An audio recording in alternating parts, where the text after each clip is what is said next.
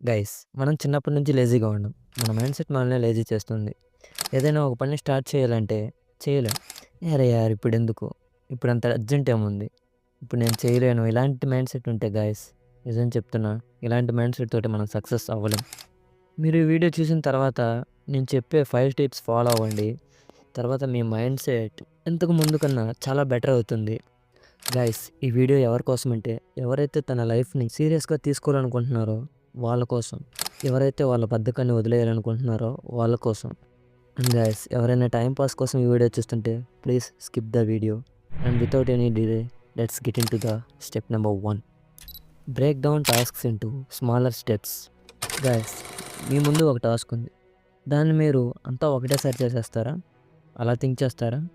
Okay, confident ఉండాలి. But మీకు తెలుసా, Elon Musk space X start చేసినప్పుడు ఎట్ ఏ టైం రాకెట్ని లాంచ్ చేయలేదు.